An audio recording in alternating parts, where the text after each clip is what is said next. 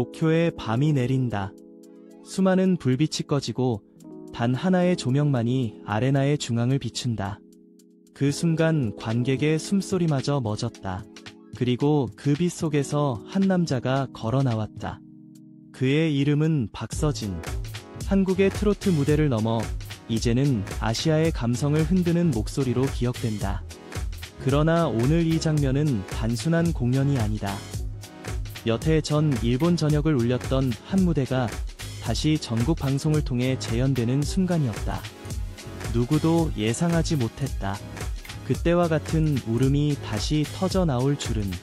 노래는 과거의 기억을 불러내고 감정은 시간의 벽을 넘어 흘렀다.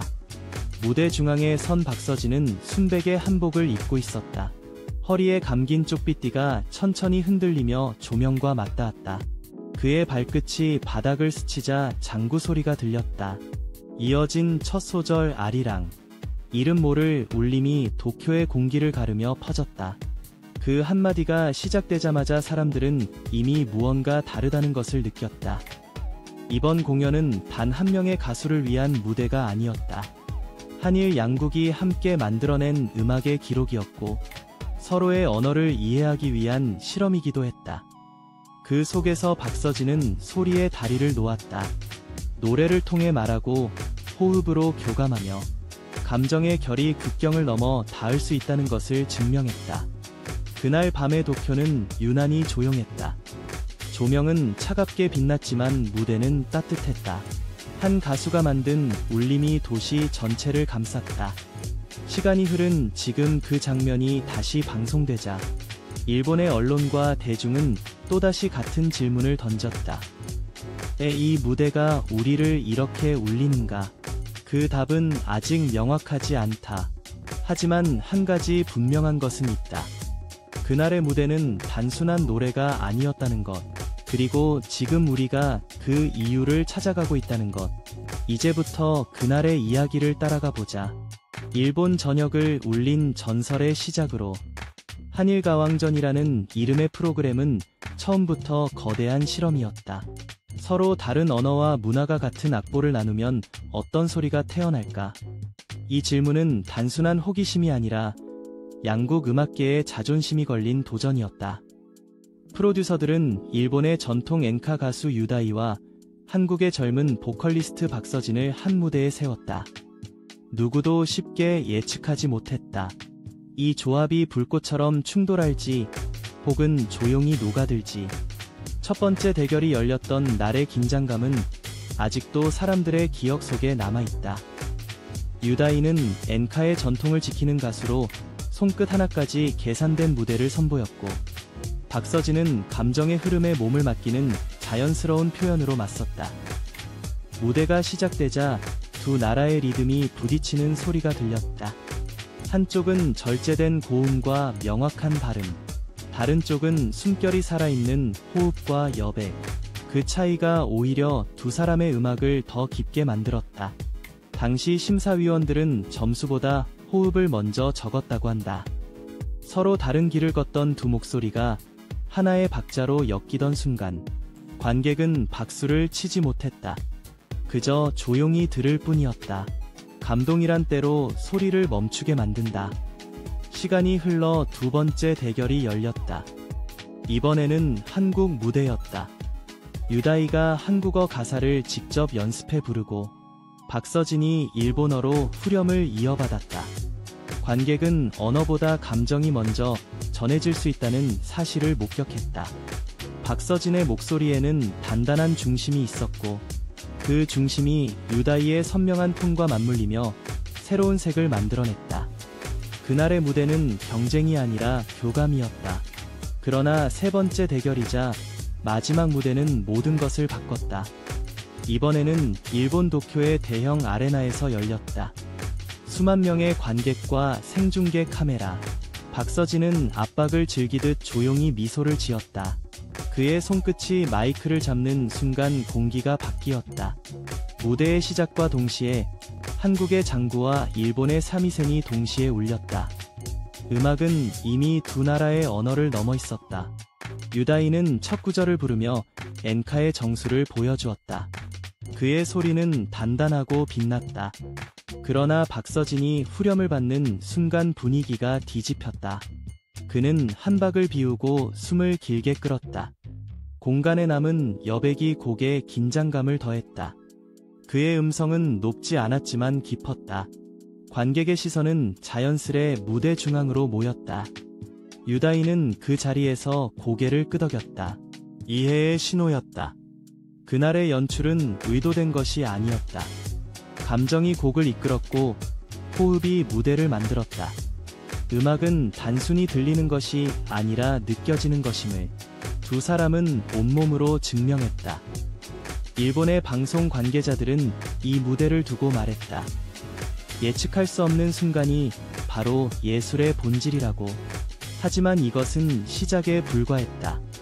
이날의 무대가 남긴 여운은 며칠 뒤 일본 전역으로 번져나가기 시작했다. 공연이 끝난 다음날 일본의 주요 방송사와 신문들은 일제히 이 무대를 일면에 실었다. 헤드라인은 단순했다. 국경을 초월한 목소리.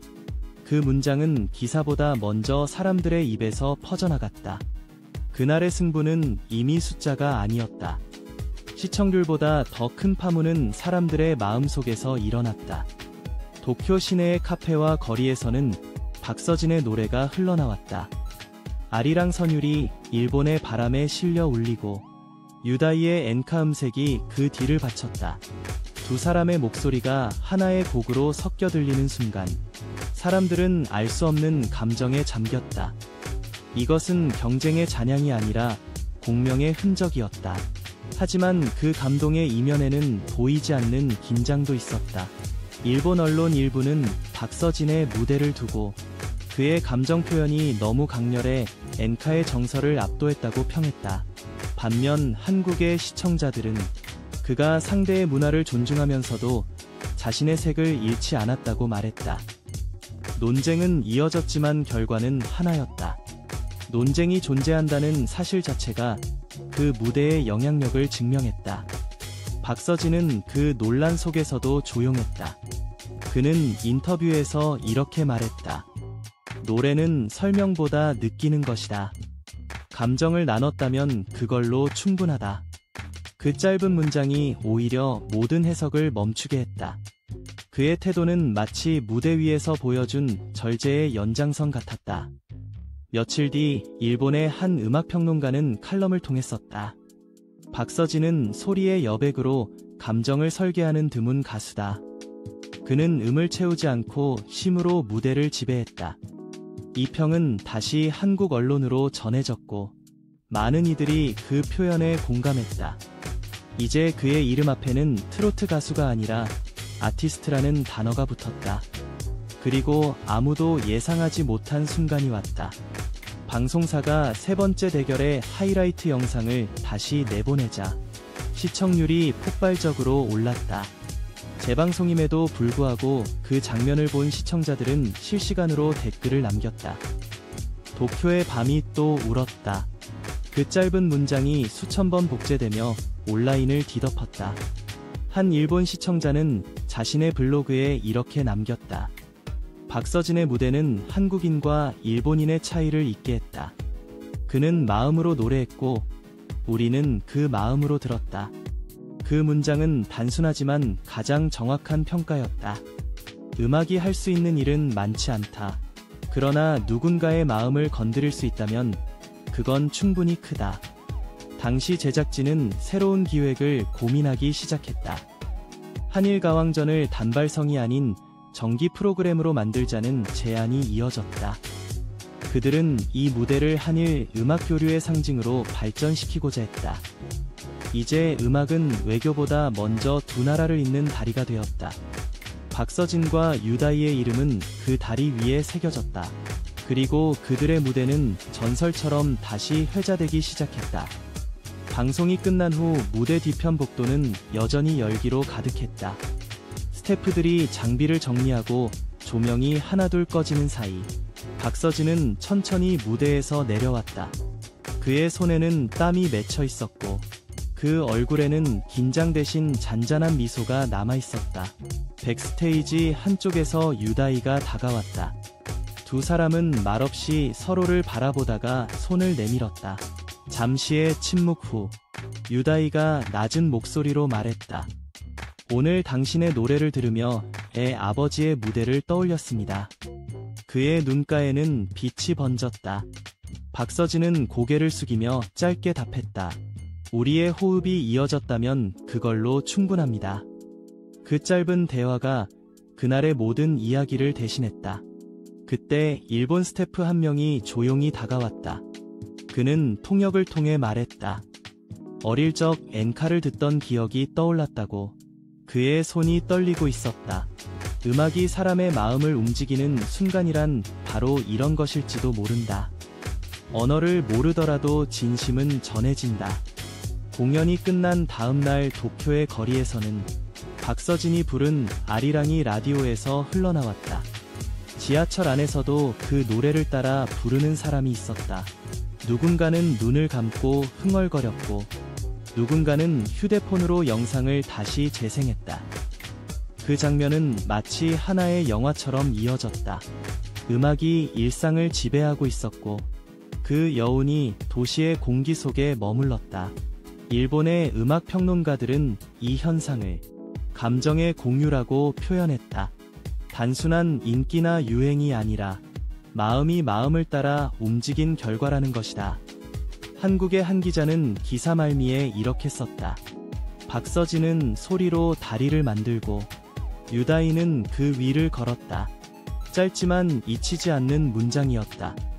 며칠 뒤 한국으로 돌아온 박서진은 조용히 연습실로 향했다. 카메라나 기자는 없었다. 그는 새 노래를 연습하며 말했다. 노래는 끝나도 울림은 남는다. 그 한마디가 이번 무대의 의미를 완성했다. 조용한 연습실의 벽에는 도쿄 무대의 사진이 걸려 있었다. 순백의 한복과 푸른 조명, 그 아래로 퍼지는 장구의 잔향, 그리고 객석의 눈물.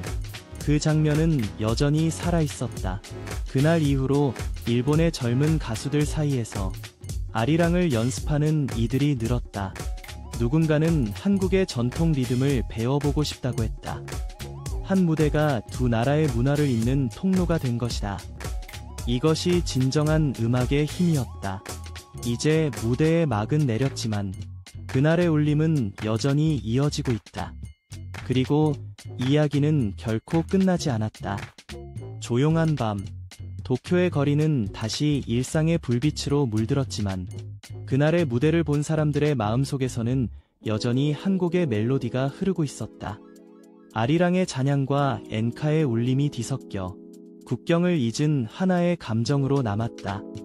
박서진의 노래는 단순한 소리가 아니었다. 그것은 서로 다른 언어와 문화가 만나 만들어낸 호흡이었다. 누군가는 그것을 기적이라 불렀고 누군가는 그것을 화해의 노래라고 말했다. 하지만 박서진은 그 어떤 표현보다도 담담했다. 그는 말했다. 노래는 마음이 닿는 순간 완성된다고. 그 문장은 공연이 끝난 지금도 여전히 울림으로 남아있다. 방송이 끝난 후 일본의 한 언론은 이렇게 적었다. 그는 이미 국경을 초월한 아티스트다. 그 문장이 기사 속 한 줄로 남았지만 그 의미는 단순한 찬사가 아니었다. 그것은 한 사람의 예술가가 만들어낸 새로운 가능성에 대한 경의였다. 음악이 서로 다른 세계를 하나로 묶을 수 있다는 믿음. 그 믿음이 바로 박서진의 무대가 남긴 가장 큰 유산이었다. 한일가왕전은 이제 한 시대의 상징이 되었다. 수많은 가수가 무대에 섰고 그 중에서도 박서진의 순간은 가장 오래 기억될 것이다. 그의 노래는 숫자나 순위를 넘어 사람들의 일상 속으로 스며들었다. 그것이 진정한 승리였다. 이제 사람들은 묻는다. 그는 다음에 어디에서 노래할까? 그리고 또 어떤 마음을 울릴까? 정답은 아무도 모른다. 하지만 한 가지는 확실하다. 그가 노래하는 곳이라면 언제나 국경은 사라질 것이다.